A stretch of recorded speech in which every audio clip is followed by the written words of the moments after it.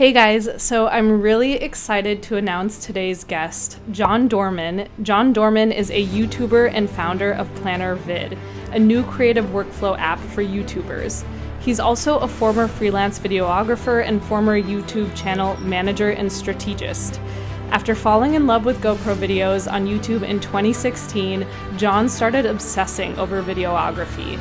This led to filming weddings, to filming content for businesses, to eventually running YouTube channels for influencers. After some big successes and lots of failures, Jon committed full time to helping people grow their channels. He recently started his own channel, about to hit 10,000 subscribers with only 8 videos. Jon believes YouTube is 2% luck and 98% skill. Skill that anyone who loves YouTube can learn no matter what their video background is. So please welcome Jon.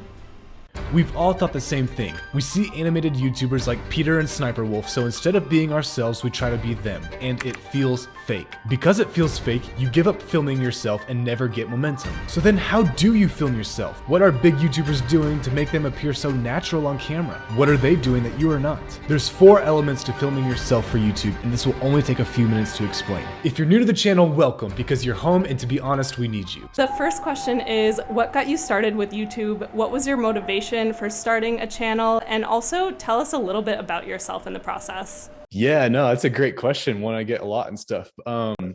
So I've always loved videos, like ever since like probably, I don't know, obviously I loved movies as a kid and stuff like that. But like in 2013, 2014, that's when I like started to love YouTube and stuff. I'm like, oh, this is so cool because yeah, movies are awesome, but like YouTube had its own attraction to me because it's like, these are just normal people making this. It was it was actually GoPro videos that I first fell in love with because I'm just like, that is so cool. That guy just took a GoPro to Mexico, made an awesome surfing video, and that's so cool that it was just a normal person that did that.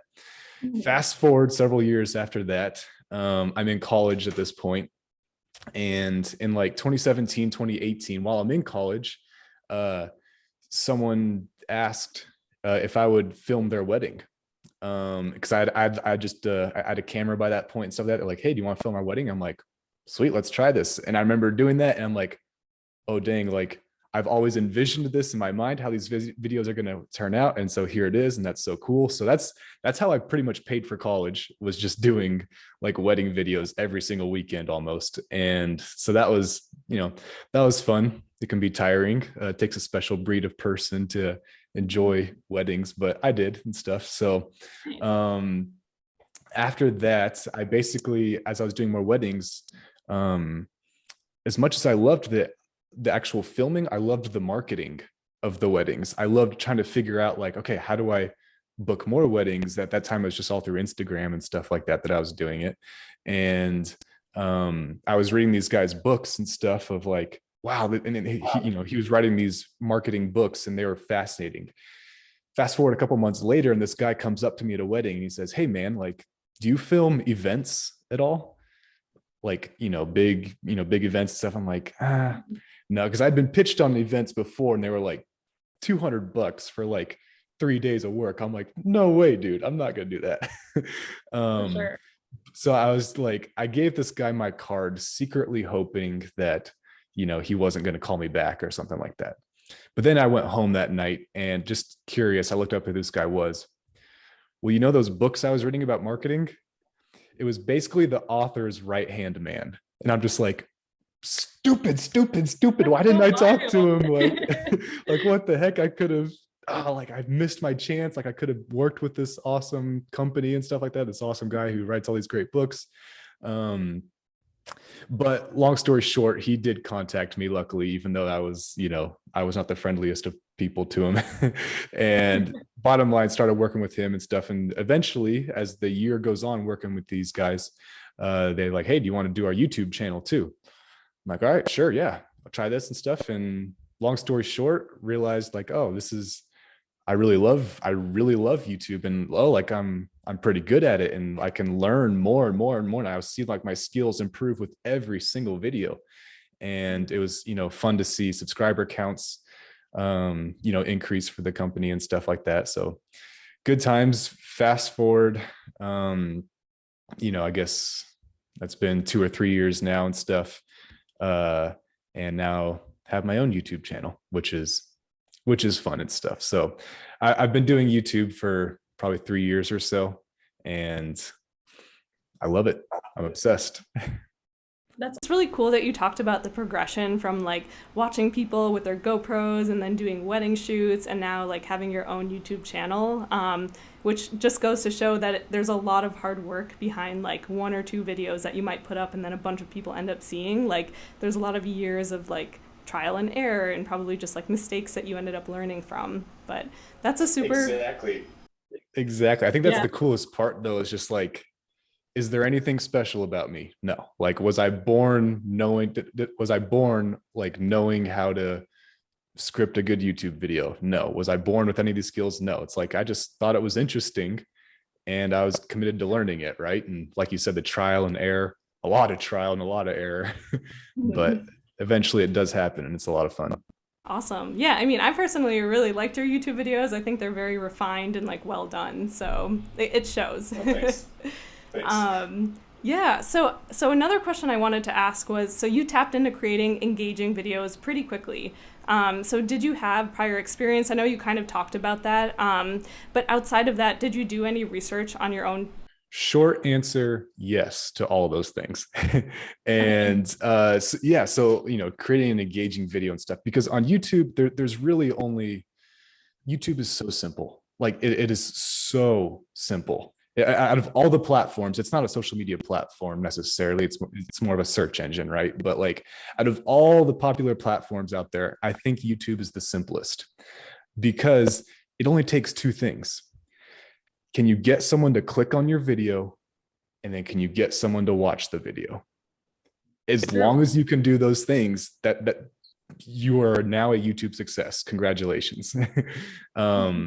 And so, yeah, when it comes to creating an engaging video, half of the part creating an engaging video happens before they click on the video, right?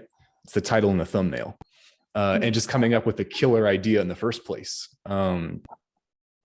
I mean, like, Mr. Beast recently had a podcast and stuff like that with Joe Rogan, where he talked about how, like, the difference between a video with 1 million views and the difference with a video with 30 million views is not because the video was 30 times better than the other one. It's because, their idea was like 30 times better, or sorry, like it's not because they put in 30 times more effort. It's because their idea was like 30 times better than the other one and stuff like that. And so much of it, creating an engaging video is first figuring out, well, what's a killer idea in the first place? And then how do I create a killer title and thumbnail that people are going to want to click on, right? After you've done all that, now you can actually make a video. But usually making the video is the easier part once you've figured out what people really want to watch and what they want to click on and stuff like that. And so, For sure.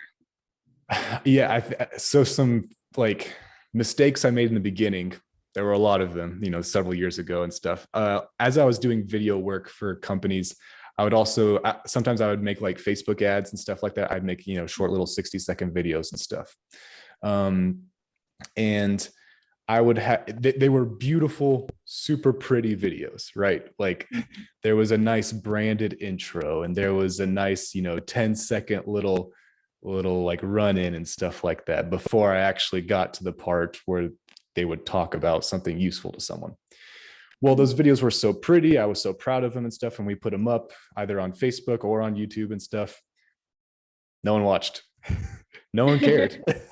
And I'm just like, Sure. Oh, well, like, well, it was probably, it was something else's fault. It wasn't me and stuff like that. So let me try it again. Do the same thing. No one watches, no one watches, no one watches and stuff. And so that was honestly where I realized, like, well, dang, something's not working and stuff.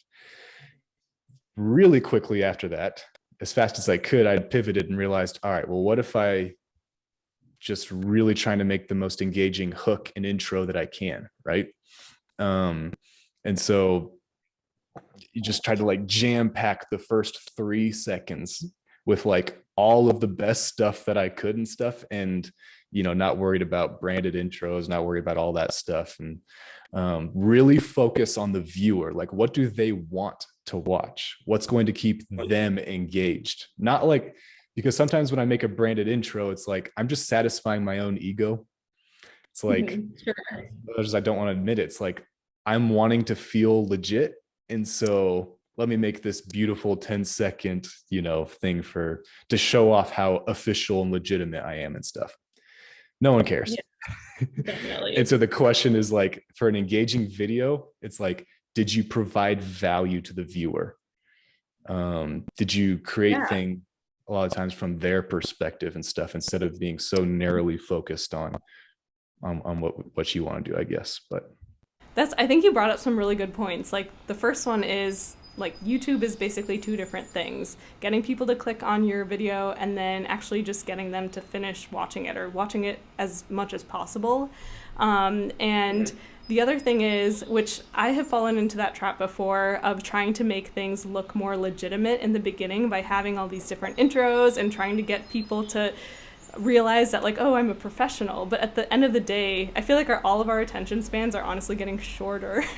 So if you can, like, cut to the chase right away, it's probably a lot more engaging, and it'll keep people watching your video, which that's a really interesting insight. And I feel like that's kind of that rough patch that most YouTubers, or just, like, social media experts go through in the beginning to figure out. But super cool. So my next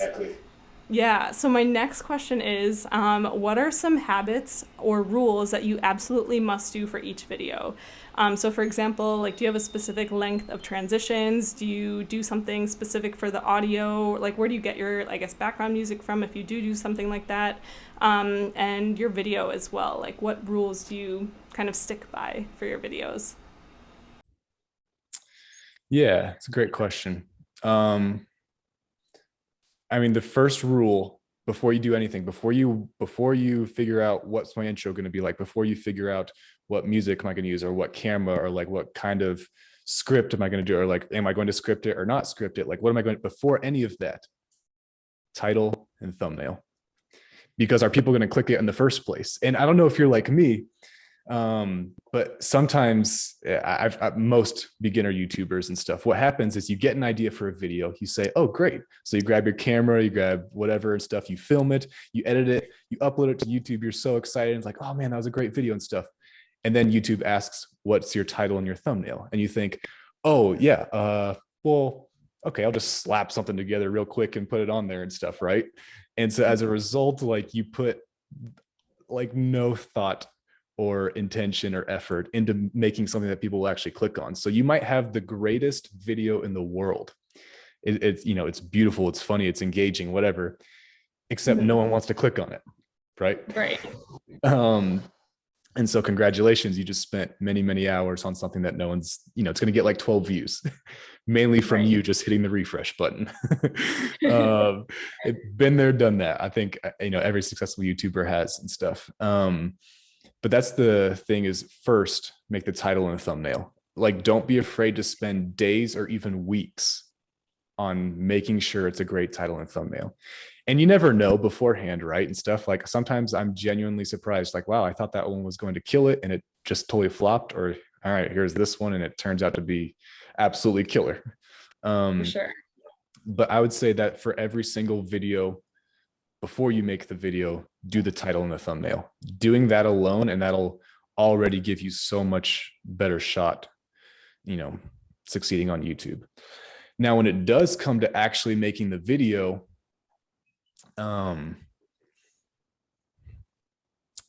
pacing in the edit of the video.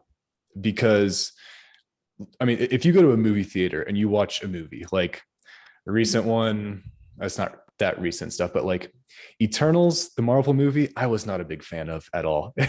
and so like, I'm sitting in the theater, I'm watching this movie, it's like, well, I paid for it and stuff like that. So even though it's really just driving me crazy and I'm not liking it, yeah, I'll sit through 2.5 hours.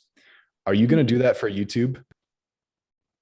No way. Probably not. No way, right? Like, in YouTube, it's like, all right, I'm going to decide in about 10 seconds max. I'm probably going to decide in about 5 seconds or 3 seconds. if I'm going to keep watching this video or not. For sure. And so pacing is even more important for YouTube videos than it is for like big cinema movies and stuff like that. And so by pacing, it's just how effectively and quickly are you delivering value to the viewer. It doesn't necessarily mean fast. If you watch my videos, like, you know, especially like they're faster paced and stuff like that, which is fine. You know, if that's your style, you can go for that. But it's like, how fast can I just give you value? How fast can I give you value? So you're not like waiting around while I'm saying things, because a traditional open to a YouTube video is, what's up, guys? Welcome back to the channel. So good, glad to have you here. Go ahead and hit that like and subscribe button. But the viewer's like, why am I going to hit like and subscribe? Because you haven't given me anything yet. And that's a totally natural thing for YouTubers to do. You know, speaking from personal experience. And yeah, so just how quickly can you deliver value? Because once you deliver value, like, you don't really have to ask for the like and sub nearly as much as you think. That's a good point. I'm curious, going off of that. So when you talk about pacing, would you say pacing is more important than the, like, I guess, quality of the video? And when I mean quality, I mean like the type of camera you use. Yes. Yeah. Okay. Yes. 100 million percent. You watch Mr. Beast's videos and stuff. And so, okay, I do come from a video background. Well, kind of. I studied accounting in college. So like literally like the farthest thing, like it's the one profession where you go to jail for being creative. and so, right. Like, but I do have a video background. I can use a DSLR and stuff like that, kind of higher end cameras and stuff, but I can watch Mr. Beast's videos and realize like, they're not really nice cameras. You can watch pretty much any of the biggest YouTubers. It's like, they're not really that nice of cameras. So 100 million percent pacing is more important than like the type of camera that you have or anything like that. Cool. That's really good to know, especially for someone who uses an iPhone for their videos. Keep going for it. But that was really interesting. So kind of segueing into like rules that you follow, I'm curious about your equipment as well. So like, obviously, as you said, you don't necessarily need to use the best camera, but if you do use a camera, what kind do you use? What kind of mic do you use? Do you use any like specific lighting? And then where do you edit your videos? Like, what editing software do you use? Yeah, great question. So yeah, I mean, in the long run, any equipment can work, so long as you know the principles of a good video, like, scripting, pacing, title and thumbnail, those sorts of things. But it is kind of fun to use good cameras too. So I won't say it's a bad idea. I use a Canon 5D Mark IV, which is a DSLR. I mean, just this one right here and stuff. Nice. So yeah, it's a fantastic camera. It's technically not even really meant for video as much and stuff like that, but I like the look of it and it works. And there's just paying $8,000 for a newer, nicer camera is not going to benefit my channel. What's going to benefit my channel is me figuring out what my viewers want to watch, making good titles and thumbnails, and making, well-paced videos, right? And so that's the camera that I use and stuff. For microphone, sound has never been my skill set and stuff like that. And I was actually editing a video today and stuff like that, and I'm just like, oof, okay, maybe it is time to get a better mic and stuff like that. Like so yeah, there's just $50 mics that you can buy on Amazon and stuff like that, and that'll get the job done for you. But lights though are super important. So with the proper lighting, it can make it really hard for me to tell the difference between a big movie, a big movie making camera versus an iPhone. So lights, basically, I've got a light here and stuff like that. I got two lights. They're like $60 each on Amazon. And it really doesn't depend. Yeah, it doesn't really matter what kind of light, so long as you know the principles of light. Usually what I like to have is one light that kind of puts a soft light from the side of my face that gives a little bit of shadow on this side. And then you have a hair light. Now, some people hate this, but I kind of like, I like having a light in the frame, like you can see it right there and stuff like that. That's a style thing. Some people hate it and stuff. Well, they can get over it and stuff, but two lights, that usually gets the job done. Okay, nice. And I'll actually link in the description below, like the equipment that you use. Yep. Yeah, just so people can see.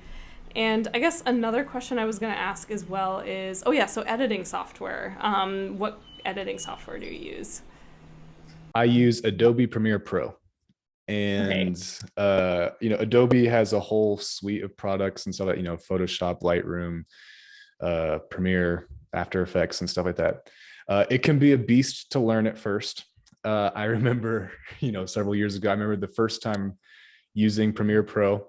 It was a 60-second little drone video I was making, and it took me like 15 hours. And I'm just like, why would anyone ever enjoy this? This is miserable. Like, this is absolutely horrible. But, I'm just like, it's okay. I can figure it out. I can figure it out. And so now I can breeze through it really fast. For a lot of YouTubers, though, iMovie will get the job done. It just depends on, the needs of your channel, I guess. So. Sure, yeah, because thumbnail and pacing, those are the most important. Exactly. Cool. So what advice would you give to people who are just starting their channels or thinking about starting a YouTube channel? Okay. Well, to the people who are thinking about starting one, my question is, do you like it? Do you want it, right, and stuff, or is it just something that's going to like just kind of drag at you and stuff like that? For people who are starting a channel, however, there's one super key thing that you need to figure out for the strategy of your channel. And the way that I've always looked at this, and the way that I've worked with clients for years now and stuff, when we figure this out, is it's pillars, keywords, and videos. So what I mean by those, so pillars are like the pillar general topics for your channel and stuff like that. So for example, if you have like a yoga channel or something like that, maybe your pillar topics for your channel are something like, yoga for athletes and like nutrition for athletes and, like other like workout equipment for athletes and stuff. So maybe that was less of a yoga channel. Maybe that was just like an athletic, training channel, stuff like that, right? Or for your channel and stuff like that, Pooja. So like the videos that I've watched of you and stuff, I would say, so you're kind of like helping career, like software, like tech careers, right? And stuff. So some of your pillar topics could be like, interview prep. You could have, like career interviews of people in the industry, and you could have like, I don't know if you would do like programming tutorials or something like that. Yeah, I have been starting to do those more recently. So yeah, that could totally fit as a pillar.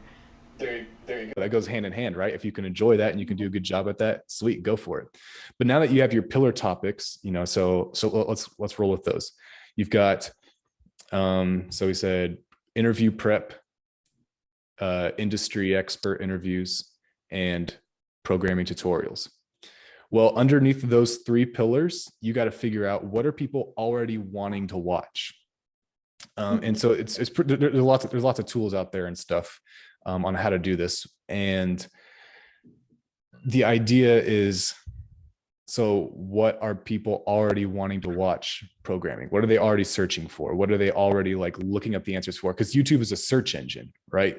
Right. YouTube is the second largest search engine in the world, owned by the first largest, Google. Right. And that's, I mean, people will go on YouTube for two things. Either they want to be entertained or they want to learn something. So entertainment or education.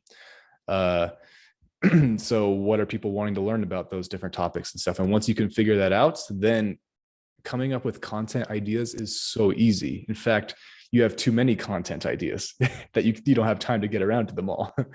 Sure. And so that for any new channel needs to figure out their pillar topics, and then they need to find out like essentially keywords for each pillar topic. And then for each keyword, let's say one of your keywords, people are looking up, how to get an interview with Microsoft or something. And that's a common search topic. Well, now you just got to make videos about that keyword and stuff like that. Gotcha. And cool. So it's very like, oh yeah, go ahead. Yeah. No, that's essentially it and stuff. Gives you a much higher chance of succeeding much faster. Gotcha. Cool. That's some really good advice. So basically it is kind of centered around the analytics and like SEO, search engine optimization, trying to figure out what are people actually looking for, and then splitting up your channel into those three pillars that you said, which super cool that you mentioned those three pillars, because that's kind of what I'm focusing on. So the last question is, what is the most important takeaway when it comes to creating engaging content? Yeah. Like I said, YouTube is just two things. Can you get people to click on the video, and can you get them to watch the video? And so there are an infinite number of combinations to do that stuff, right? So anyone can learn this, which is so exciting. Like any of the biggest YouTubers out there, hardly any of them went to film school. Hardly any of them, like as in like maybe 1% of them went to film school. The rest were just kind of, I mean, sometimes they're outcasts and stuff like that, right? Like, but they were committed to learning. They knew that, yeah, they might fail and stuff a bunch of times, but that's okay. That's part of the game. That is the game and stuff. Is like, when you go through these things, you're going to experience so much failure and stuff like that. But can you just keep on going and stuff when it's what you really want to do? And just, commitment to learning how to get people to click on a video and to watch the video and stuff. It's as simple as that. So cool. Well, you heard it here. It's as simple as that. Thanks so much, Jon, for talking about your experiences and kind of sharing the do's and don'ts of how to start a YouTube channel, as well as just kind of some tips as to how to do well on YouTube. I really appreciated it, and I think we got a lot out of this conversation. Absolutely. Yeah. Happy to help and stuff like that, and tell people to head to my channel. It's just Jon Dorman and stuff. So sure. Yeah, honestly, thanks so much for having me and stuff. It's exciting to see where you're headed and stuff. And I can't wait, for your followers and subscribers and stuff to be able to see your success. It'll be exciting. So thanks. Yeah, I'm going to definitely use your advice, and definitely check out Jon's channel. I'm also going to link his channel in the description below as well. Thanks so much for watching, guys. I hope you enjoyed this video and learned some tips and tricks if you're planning on starting your own YouTube channel. I know I'll definitely be taking some of his advice moving forward in my videos.